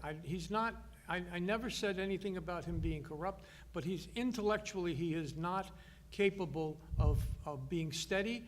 Even the endorsement that the Sun Sentinel gave him just recently said that he's inconsistent. He just is not always on top of his game, and his game changes depending upon the mood of the room. Before we get to Mr. Singer, Mr. Corn, would you like to say anything here? If I am elected, I'm going to make revolutionary changes. Okay. Thank you. You can sit back now. It's okay. Mr. Singer, back to you. Thank you, Randy. I stand by my record as an independent voice, and that independence has been reflected by the fact that a broad range of constituencies have supported me. My record on development, I'm glad to stand by. The sole vote against the single biggest upzoning in our city's history, opposed to 2,000 units of residential in the Northwest. And if we're talking consistency on development, my opponent's recent statements should give everyone concern, because Midtown, I and the City Council said 0 units of the 2,500 requested until we get more planning. In April, Mr. Zuccaro said on his blog, the City Council ought to stay the course, continue with the small area plan. May 17th, he said, quote, enough already, quote, development is inevitable, quote, and said that we ought to settle litigation with the developer. After a month, he said we didn't. 4 days later, he filed as a candidate. More recently, he's tripled down on that, saying that he's had 3 meetings in secret with this developer for this project. Okay. There's a total flip-flop on that position. That's inconsistency. Okay, we gave Mr. Zuccaro the final word on the previous issue between these two gentlemen. We're going to go 15 seconds for another rebuttal from Mr. Zuccaro, and then the last 15 seconds to Mr. Singer. Please go ahead, Mr. Zuccaro. The issue of saying that he voted 0 is absolutely untrue. The fact is that either he does not know what his own staff is doing, but the staff is calculating the small area plan, and in that small area plan there is the anticipation that there will be residential. The residential there is for low density. The developer wants high density. Okay, 15. Mr. Singer. Why is Mr. Zuccaro meeting in private with developers and seeing a plan that had never been shown to city staff? Why is he doing this under the guise of settlement talks? Shouldn't the residents have a seat at the table? That's what my colleagues and I pushed for with public outreach. He's been trying to undermine that by saying we don't need small area planning. Okay, that's 15 seconds, and I think we'll leave that. Mr. Corn, would you like to evaluate the city manager? I give the City Council a rating of F-. Okay. And there are good employees and there are bad employees. And if I'm elected, I'm opening up City Hall 24/7. I'm moving in. Okay. Mr. Singer, why don't you evaluate The city manager. Certainly. And what And I have... we'll give you the minute, and then we'll do the rebuttal back and forth. It's Thank more you. productive. Thank you. What I have to say is very important here. I rated the city manager as strong. We all know about his financial acumen. At the last city council meeting where we rated him back in May, I said there were 3 areas for improvement: communication, succession planning, and long-range visioning, because we've been very busy and sometimes we can't see the forest through the trees. Those are all areas for improvement. But there's something very stark in this race, and my opponent referred to it a moment ago. He told the Palm Beach Post last week that, quote, there are no adults in the room, end quote, in City Hall in dealing with developers. And that's a huge affront, not just to the city manager and city attorney, but all the specialized technical staff we have: planners, water management, garbage, traffic engineers. You can't elect a mayor who says that there are no adults in the room. How can he coordinate and cooperate with staff? How can he alone think that he knows better than everyone? I don't think I know better than every single person. I think I know a little bit, and I take advice and input from all the residents. You can't elect someone who's going to say there's no Okay. adults in the room. That's All right. counterproductive. All right, Mr. Zaccaro, 30 seconds for rebuttal. This city suffers from paralysis by analysis. Nothing ever seems to get done. We hire consultants to tell us everything. With regards to the city manager, I rate him fair at best. The city neighborhoods need work, streets need resurfacing, traffic lanes painted, lights and signals updated with modern technology. The downtown CRA is falling apart. Stores are closing. The amphitheater needs investment and repair. It's a disgrace what happens at the amphitheater. Parking issues need resolution. Ordinance and resolutions are logjammed in the city attorney's office unless the manager wants them expedited. The city manager leads a closed and non-transparent administration. Okay. He speaks- Okay, and let's continue this topic if we may, just because this has been discussed. Mr. Singer first, and Mr. Zaccaro. There's been discussion of a different evaluation system for the city manager, whoever it may be. Do you support that, and if so, what changes would you make? To me first, Randy, yes? Yes, sir. Thank you. Thank you. Yes, we've tried to add more transparency. We've added regular reviews. It's hard to measure benchmarks with the city manager. You can't say process 50,000 permits or process 10,000 applications. We try to set deliverable guideposts, and I think we can do more of that. That's what I tried to do at the last review by saying we need to do 3 things and 3 areas for improvement. We'll try to hit benchmarks in each of those. Mr. Zaccaro. The city manager's evaluation was an absolute joke. It turned out to be a kumbaya session with everybody patting him on the back and telling him what a great job he's done. There was no objective measurements there. There was no objective evaluation. It was completely subjective, and I agree with one of the comments that were made earlier. You can't do that in public. The bottom line is that you have to have those private conversations between the staff. I am of the opinion that we should hire an internal auditor at the city, and that internal auditor should be the one that evaluates the performance and brings that information to the city council. Okay. City council can't do it on their own. Okay. All right. This is a question unique to this race, so we'll start with Mr. Zaccaro. I believe it's your turn to go first. If former Mayor Haney is reinstated and you are in office, having won the election, could you and would you challenge that reinstatement? No, I would not. The law on the subject is very clear. She has been suspended from office and she has not been removed from office. She can only be removed from office one of 3 ways. She resigns, she is taken out of office, removed by the governor, or she is unelected. If she is acquitted and is not subject to removal, then as the mayor, I would step down and step out of the position. That's the only thing that is eligible to do. That's the right thing to do under the law. Mr. Korn? I'll just run again. Okay. Can't wait for that. Mr. Singer? No, I wouldn't challenge it. I resigned my seat knowing that if Ms. Haney was acquitted of all charges, she could come back. But I thought it was important that the city have continuity. I stepped into a very challenging and turbulent time, and I've done my best to lead us forward the last 3 months. So if she comes back, she comes back. I was the first council member to call on her resignation. The suspension by the governor has now obviated that, and if she comes back, she comes back. Okay. That was a question the Federation wanted asked, and it is an interesting one. We haven't faced this before. Mr. Korn, would you give the Greater Boca Raton Beach and Park District money, direct money, not simply a bond underwriting, toward the renovation of the former Ocean Breeze Golf Course? And the related question is, what should the city do with the $65 million from the sale of the Western Golf Course, assuming that it closes next year? First, I would not allow any building on the beaches. Second, I would have to sit down with a team like I do with all my companies. I own many companies, and evaluate all the various factors. So I have no decision at this time on both of your questions. Okay. Mr. Singer? Short answer is yes. I'm in favor of supporting the Beach and Park District for some portion of what they'll need to continue the Ocean Breeze transformation into Boca National. The City Council said so at the end of our meeting, a joint meeting. We're scheduling another one in September once they get data on the numbers. I can't quote you a specific figure, and we couldn't reach one then because they didn't have a specific figure to work from. It was somewhere, as Randy mentioned, in the order of 15 million. It's somewhere, higher than zero and less than that.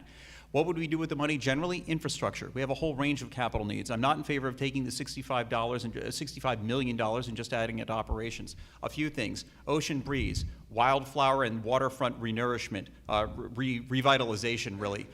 Gumbo Limbo, downtown parking garage. I've been the strongest advocate for a downtown parking garage, and one of my city council colleagues is in here, so I can't say too much. I'll just say generally that I keep pushing for it, and I think we need it now, and that would tie into the campus master plan. Okay. Mr. Zuccaro, we'll give you 1 minute also on that question. The answer is yes, unequivocal. I think that the city and the Beach and Park District need to be partners. I think that they need to be equal partners.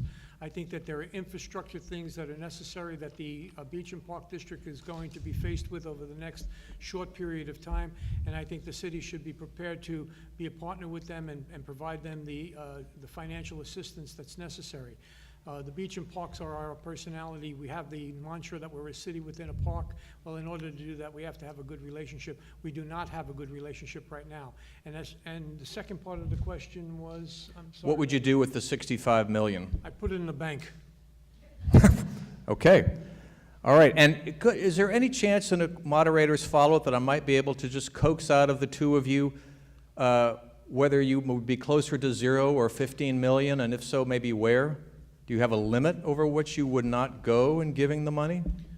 May I answer first? Sure. The devil is always in the details, so we'd have to see the details. But my proposition suggests that we should be equal partners with the district. So you would think 50-50? 50-50. It depends, because what was also discussed were roadway improvements there, so it goes a little bit beyond the borders of the golf course. So let's keep working out the details. For me to throw off a number here really wouldn't do a good service to the residents in terms of the conversation. Okay. All right. I think we're to Mr. Singer, right? First time now.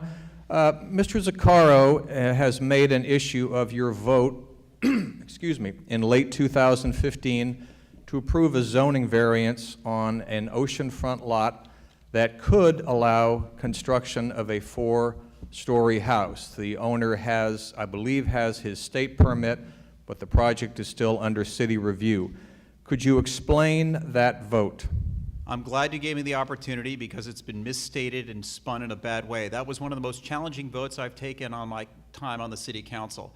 I felt compelled by law to vote for a lot width variance only because 19 of 19 similar requests had been granted.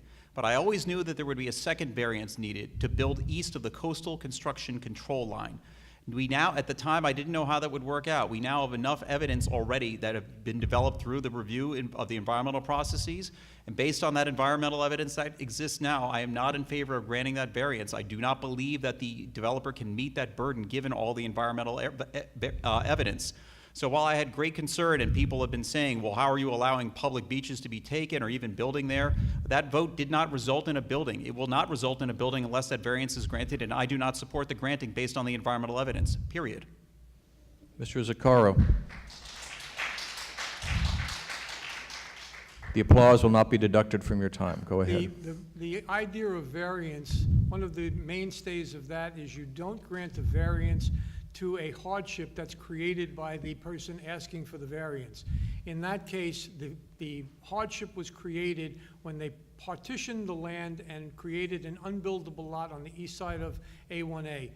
The lot was not wide enough to be built. That variance should never have been granted. And as to the 19 other variances that were granted, they were granted on the land side of A1A, not the ocean side of A1A. And had we not granted that, we wouldn't be faced with this. And one final point, what Mr. Singer just said pretty much excludes him from having any vote, because that's a quasi-judicial matter. And if I were on the other side, I would be challenging that he comes in with a predetermined outcome, and he should recuse himself from any vote. Want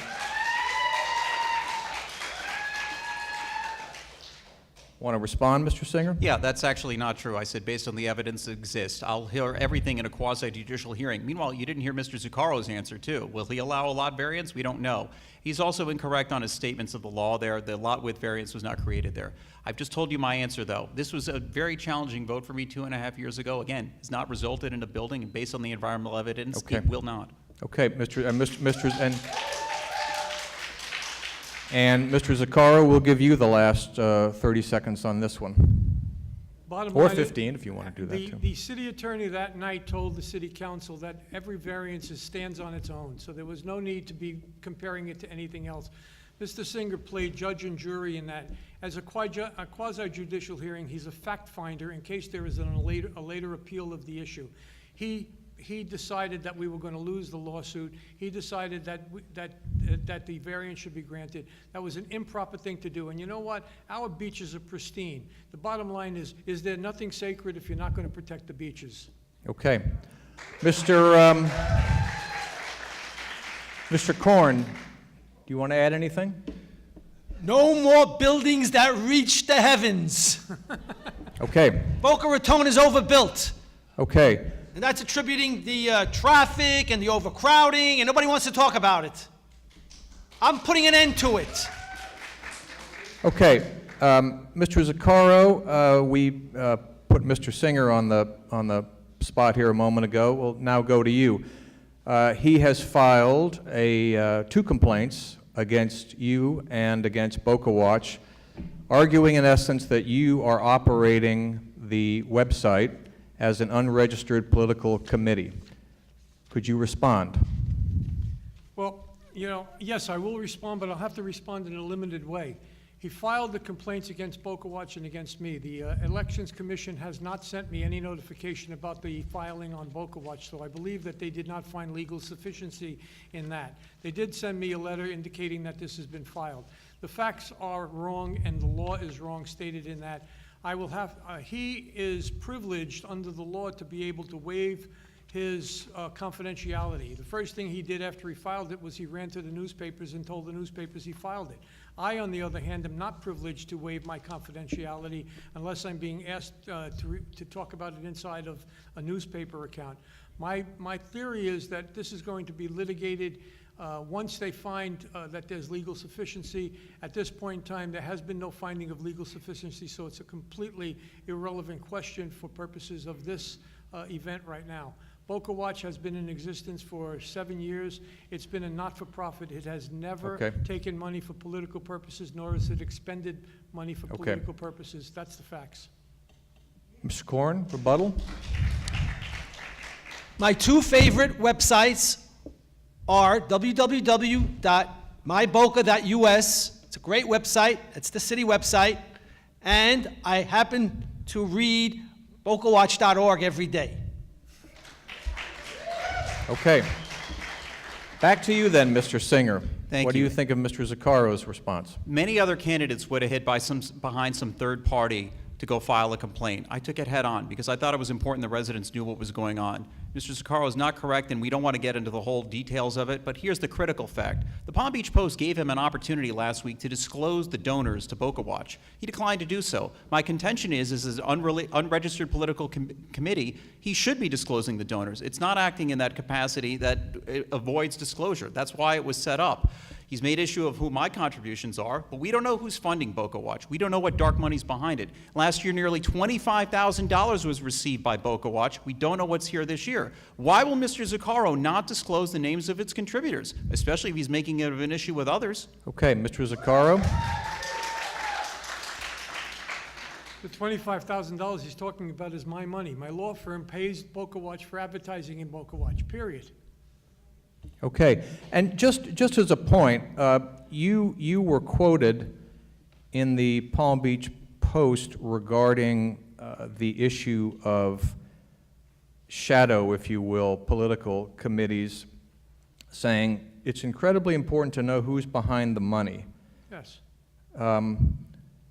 Then, given the role that you have carved out for Boca Watch, and since you're on record as saying that you run on advertising and contributions, should the public know who the contributors are?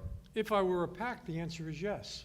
I'm not a PAC. Sure. I'm a not-for-profit Right, corporation. right. There is no debate that you don't have to do it, but in the interest, as you've advocated and other candidates have had for transparency, should you do it?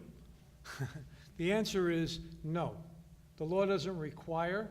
There are a total of about 5 people that contributed over the last 2 years to Boca Watch. The majority of the contribution, again, comes from me. Okay. We'll have to take him at his word. All right. That's the issue. We will then move on to the next question, and I believe this is up for Mr. Korn. What do you think the mayor and council should do on the issues of school crowding and school safety that have not been done already? There are members of the council. They are bullies.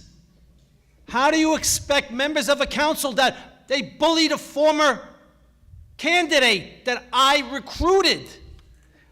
There's a... Mr. Korn, we're going to try to keep this to the answer to the question.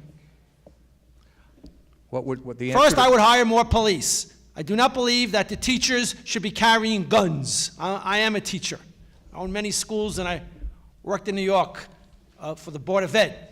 So, hire more police. Right now, there are 30 vacancies. The police department, I was told, has 30 vacancies. What is the city doing to attract police officers so we can put them in the schools? If I'm Okay. the mayor, I'm going to volunteer, and I'm going to walk around the schools with a gun. Okay. Are you licensed to carry one? The question is, am I licensed to carry a gun? Before I answer that,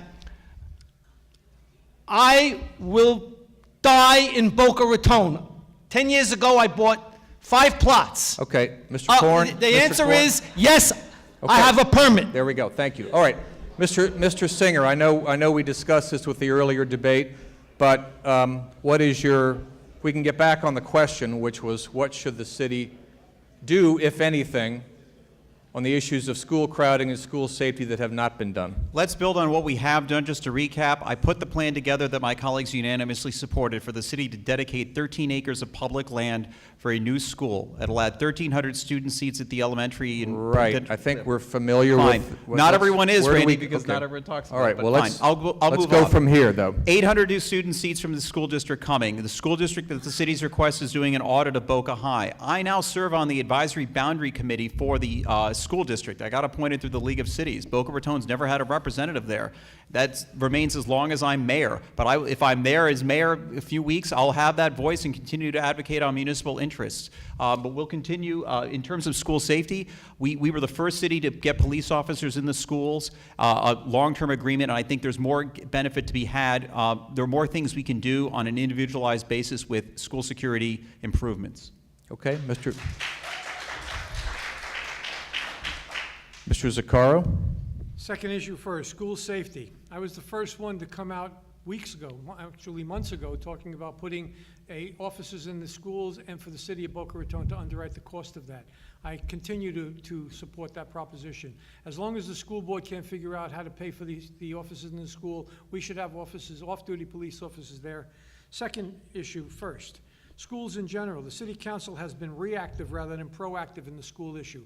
Prior to the Parkland shooting, they were never talking about school concerns. In fact, we have published a number of videos where the residents got on the microphone at City Hall and raised the issue of schools and were told, not our job, take it to the school board. That was a resounding statement that was made, and you can go to Boca Watch and see all those videos. We have to recognize that school overcrowding is a function of overdevelopment. And a lot's been made about this issue of the new buildings aren't filling the schools. It's the replacement of families in the empty nesters' homes. That's true, but that's what I mean by proactive versus reactive. We have to start looking down the Okay, can down I the just line. go the train of thought here? What would you have had the city council do 3 or 4 years ago when single-family neighborhoods began turning over? How know- would you track that? That's interesting. Every developer has to come with a SCAD report telling us what the impacts of that development is going to have. No. If I can, you're correct, and there has been controversy about whether the SCAD reports are true, but those are for individual development projects. There are no SCAD reports to say that a subdivision of 300 homes over the last 5 years now is contributing 60 more students than it did before. There has been talk about the city council not being proactive at the time, but how would a city track that to know? And what beyond that would you do? Well, first of all, you track it by being aware of it, and you don't take the attitude that it's not our job, it's the school board's job. Second of all, you take a much harder look at the developers and what they're doing, and you have to do a demographic study to see what the changes that are actually happening are. There's no conversation, or there has been no conversation to that effect over the last half dozen years. We are reacting to the Parkland shooting, and now we have all of this conversation. I commend Mr. Singer for identifying the parcel of land. I commend the city council for moving forward to try to make that happen. But by the way, that isn't just unrestricted land. That's part of the Hornley Park that's being taken away. But I oppose using parks for schools, but in this case, I think it's an absolute necessity. Okay. All right, Mr. Singer, you want to respond to the "it's not my job" comment? There are about 6 inaccuracies. That's one there. First, we got the school plan in place in December before the Parkland shooting. Mr. Zuccaro could not have been the first person to come up with the idea that we should have a cop at a school on the day after Parkland, because I'm sure every city council member said the same thing I did to the city manager as soon as Parkland happened. I don't know what, maybe he had that independent idea, but for him to take the idea, it's not that novel. We had cops there the next day, not several weeks ago. We had the schools, I started the school conversation with Mr. Barbieri, came to this Federation of Homeowners meeting in July or August of last year, and went to the Beach and Park District where Mr. Zuccaro was in attendance. He did nothing over those months. And in fact, as I tried to find alternative sites for another school, he tried to spin the record and say we were taking Parkland, as he is now. The parcels that we are dedicating are not Parkland. They're part of a plot that says De Hornley Park, but they were never dedicated for any park use. I did not favor that and was explicit from the start. This is the first time after 6 months he's had any positive mention of what may be the most impactful initiative here, and that's part of my problem. A lot of people will read Boca Watch because there's no alternative out there. The facts are not getting out there, and I'm glad people here are hearing them today for the first time. Please tell your neighbors the real story. Okay.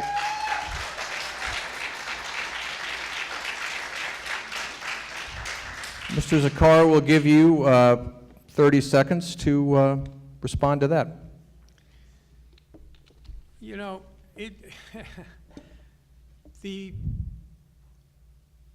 Well, I guess I don't have a response. Yes, I do.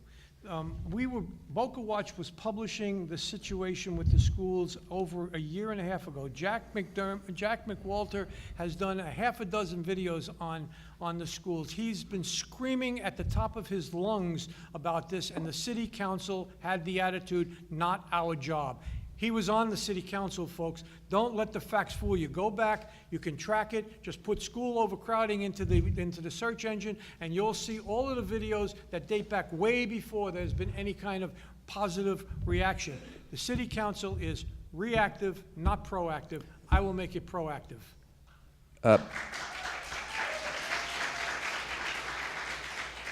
Does either of you, we'll start with Mr. Zuccaro and go back. This is maybe a 15-second response. Do either of you think that boundary jumping is a significant contributor to school crowding? Yes, I believe that it is. And based on what?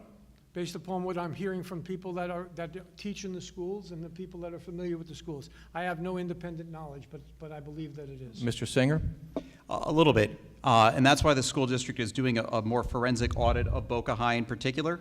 By the way, I'm trying to go on Boca Watch as we speak because I don't believe Mr. Zaccaro was correct at all, and I believe if I had time to actually do the Google search as he suggests, you'll see the first overcrowding article came up probably in November, months after I've been dealing with this issue, after he sat in the audience and listened to me voice the concern on behalf of the school district. We've been proactive. I was on the city council, Okay. part of the city All right. council that put the plan in. Okay, all right. Okay. Let's move off schools now to the budget. This question is, who are we up to now? I think we're up to Mr. Korn, right? Mr. Korn, what do you think is the biggest financial threat to the city, and what should the mayor and council do about it? That's the easiest question of the night. I'm so glad. The city will be faced with multiple major lawsuits that may bankrupt the city. Lawsuits over what, sir? Over all the overbuilding, the Who would sue, the sir? Crocker Partners. I read an article in Boca Watch that there's a pending $130 million lawsuit, and But that's being brought by somebody who wants to build, not by... yeah, but it's a financial disaster if the city loses. Well, Somebody's Okay. got to pay for it. but you... They'll raise your taxes. Okay.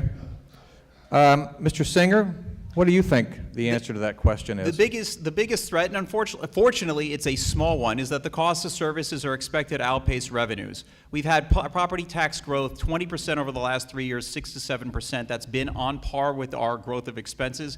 We can't continue to expect that. We have to have some belt tightening. I've had some votes and disagreed with some of my colleagues on additions. I didn't vote for $500,000 for the sponsorship of the Boca Raton Golf Championship this year. I just thought it was too much too soon. There are other areas that we can cut our belt or tighten our belt and cut the budget, and I've been a little more prudent in some areas there.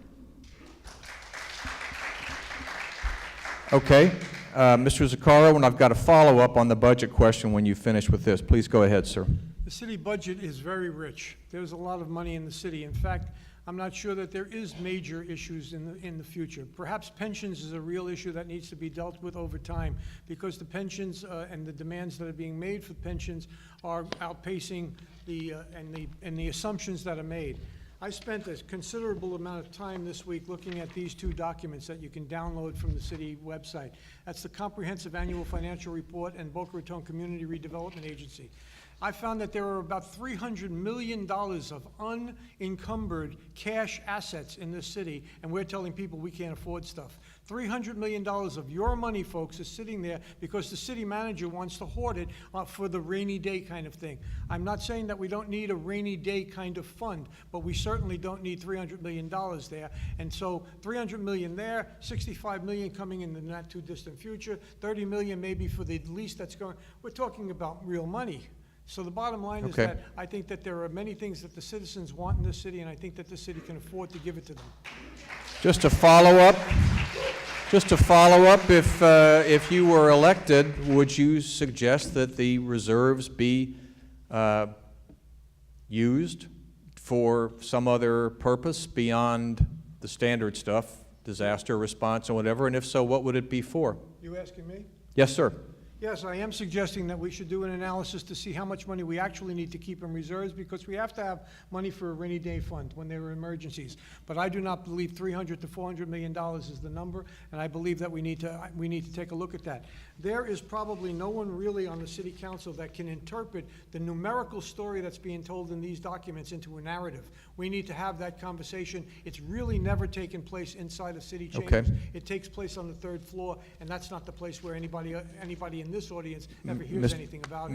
Mr. Singer, do you want to comment on the reserve issue? Certainly, I wish we had $400 million in reserves. Wouldn't it be peachy if we did? But Mr. Zuccaro is not interpreting those reports right. We have healthy reserves. I would not raid them. They're necessary. They're there to maintain our AAA bond rating. We just had Hurricane Irma and spent $7 million on a minor storm cleanup. Imagine a catastrophe. Imagine a mild catastrophe. Imagine a Cat 2. Those reserves serve a function and a purpose. And I'm happy to explain the financial budget to Mr. Zuccaro or anyone. I'll do it at the next town hall I have after the budget series at the end of September. I've done town halls talking about complicated issues for all residents. I'll do this one. Okay, and again, a question we asked earlier with the issue of pensions still being an issue with the city, public safety pensions.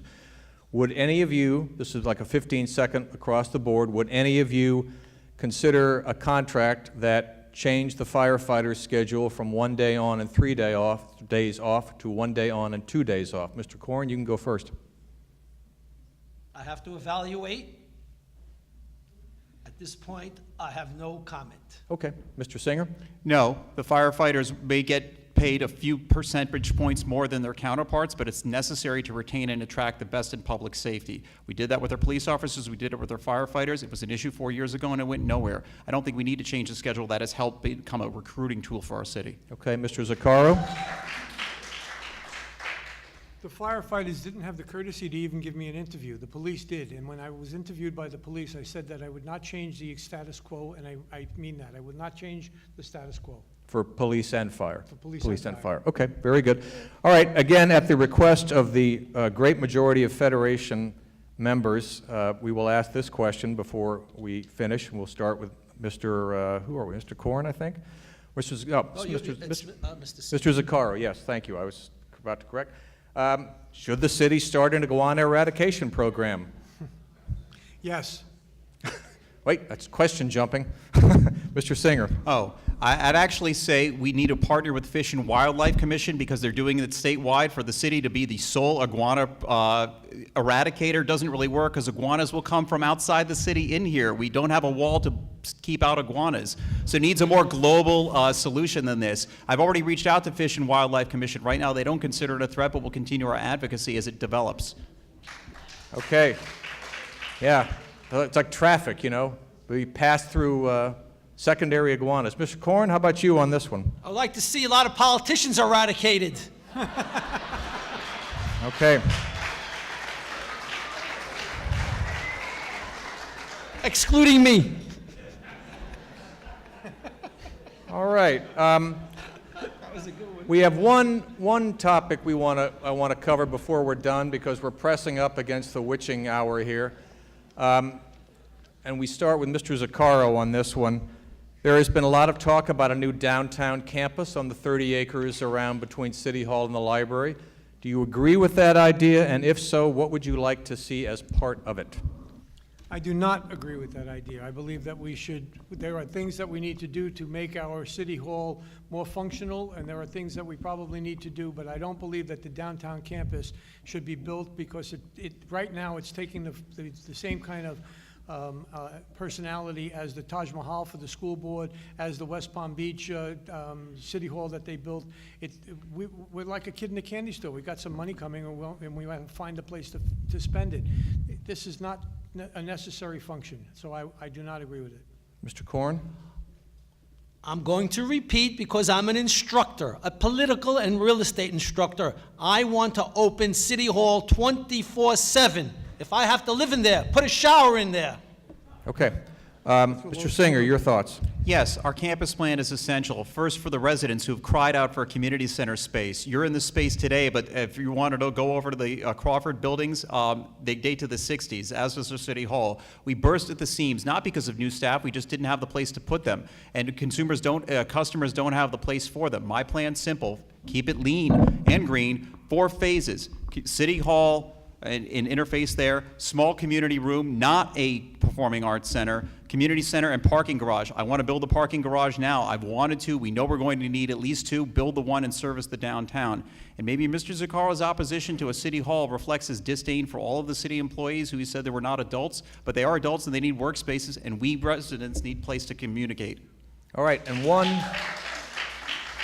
last yes/no question, and then we're done for the night. We'll start this way, and it applies to this race and not the other one. Should Boca Raton go to a strong mayor system rather than a city manager form of government? Mr. Korn? Mayor system, Okay. I shall lead. Mr. Singer? No. Even though my opponent one time said I would make Okay. a great strong mayor of Boca, I don't think we should. Okay. Mr. Zaccaro? I'm a proponent of strong mayor form of government, but as you know, Randy, it took West Palm Beach almost 10 years to get from manager, council to strong mayor. I think the discussion should start. I think that the evaluation should start. I think we should analyze it. I am in favor of starting a charter review commission in order to look at all of the questions of a 50 or 60-year-old charter that is not operating in the 21st century. Okay. So, in theory, the answer is yes, but in practicality, there's a long distance between then and now. Okay. All right, we are done. Please give all the candidates a round of applause.